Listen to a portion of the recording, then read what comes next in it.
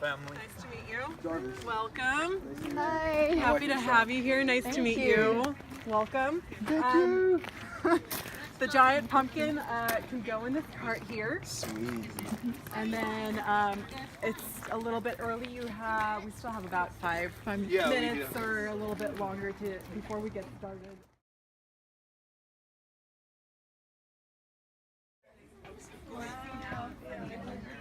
I think have pictures. Sign up or something. I have pictures. Hi guys. Hi. Thanks so much for coming. No problem. Well, thank you. Yeah, of course. A lot of them do not have the resources and capabilities to house farm animals.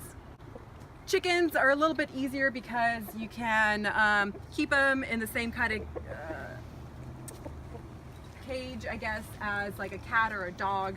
But with larger farm animals like pigs or goats, you have to have really specialized facilities for that. And so we work with shelters to make sure that farm animals don't get turned to auction, because that's where they end up going, is if a shelter doesn't have the facilities to house them, is that they get sent to the Enumclaw auction. A lot of people don't know that.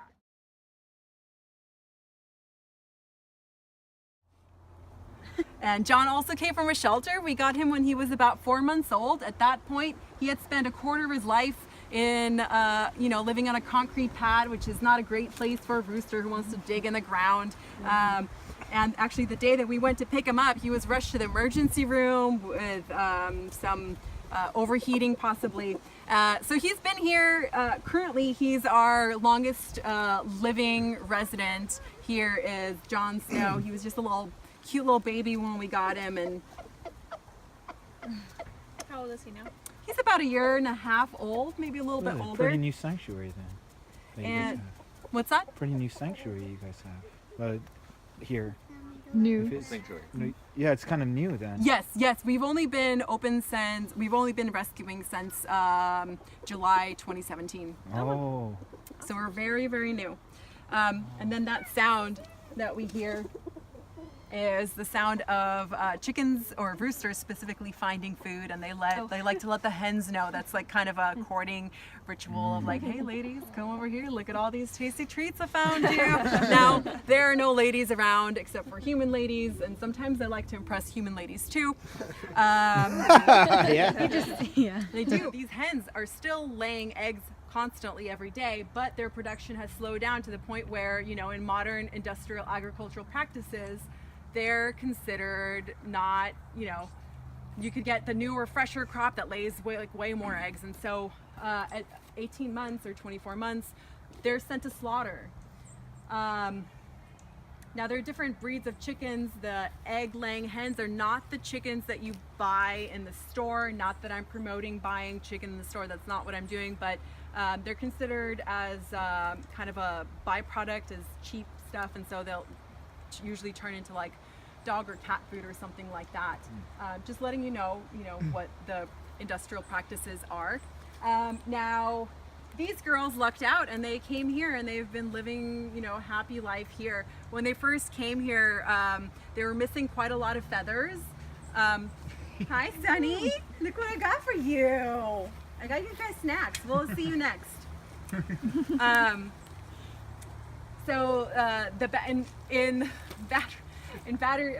Sunny, the star of the show. In battery cages, what they do is when they're young chicks, they slice off their beaks with a hot razor blade or a blade.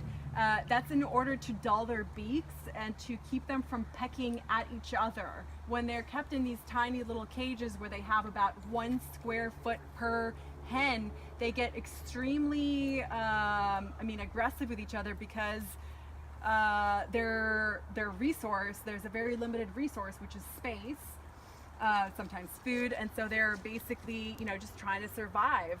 There'll always be the one hen that's missing all of her feathers. She's the lowest ranked hen, and so all of the hens, when they came here, they were missing quite a bit of feathers, some of them more than others. They were really scared of people at first. Now they've warmed up to us, and whenever you come in there with silver bowl, you really have to like watch where you're stepping because they'll just be fucking all over under your feet, and you have to like be sure not to step on one of them because now they know that you're bringing them food and that they're safe and that they are loved. And so it's been really quite a transformation just from seeing them like grow back all their feathers and their personality changes, and now they're happy. You can see some of them are digging in the dirt looking for bugs. Other ones might be dust bathing. They were having a big dust bathing party over here. That's how chickens get clean, is that they will dig out a hole in the ground. They have the ability to manually like pick up their feathers and move their feathers, kind of like how your hair stands up on its ends. They can do that like by themselves. Like they can think, oh, I want to pick up the feathers here. And anyway, so they dig out this hole in the ground and then spread the dirt inside of their feathers all throughout on their skin, and that smothers parasites, external parasites like lice or mites. And so that's their way of getting clean, and that's why it's called dust bathing, is because that's the way that they keep nice and healthy. And so that's one of the behaviors that in a battery cage chickens aren't able to do. They aren't able to dig in the ground and forage for bugs. They can't get away from other chickens. They can't dust bathe. They can't roost. Chickens are, naturally supposed to roost in the trees. In this case, they don't roost in the trees. They roost in their coops. So these are all natural behaviors that they don't have. Actually, we don't have to teach them these behaviors. They just come out on the ground and they know what to do right away. And they're bred specifically for laying 300 to 400 eggs a year. Now, for a chicken who's producing these large eggs, that's pretty much the same effort as a woman giving birth. You have to make this egg that's ready to make, a completely new life.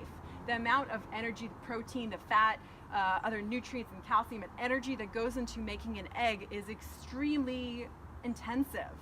And so to be, laying an egg, or essentially what's giving a birth every single day, depletes these hens of energy. Their feathers, their feather quality usually tends to be very poor because they're putting so much energy into laying that egg.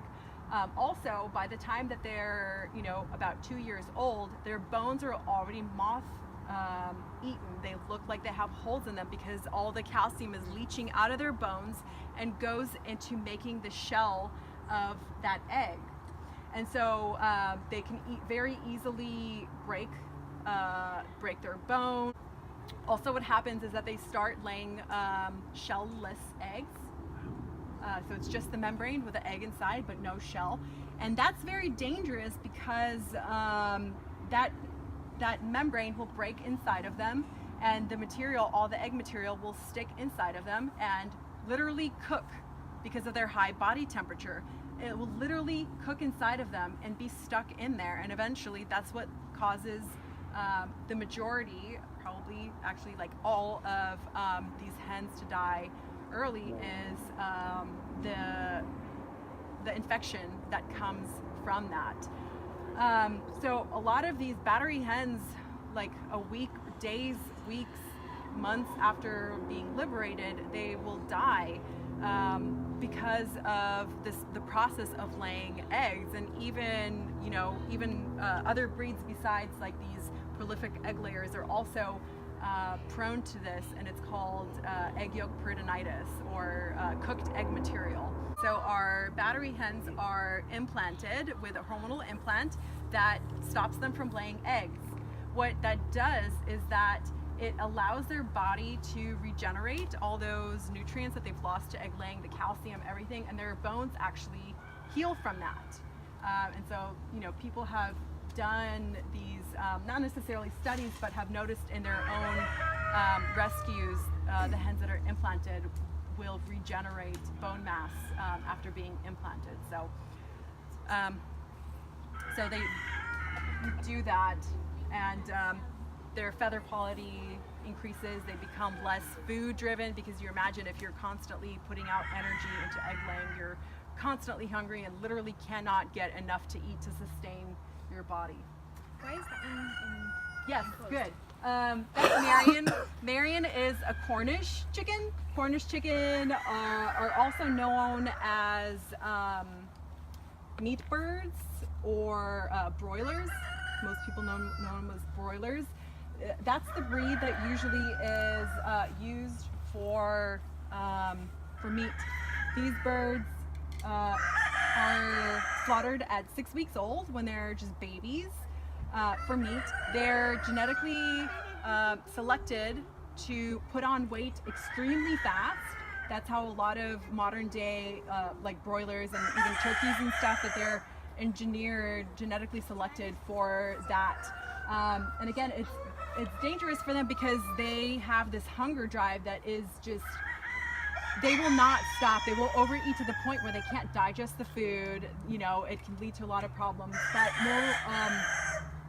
and it does lead them to get overweight very fast, and that can have health implications.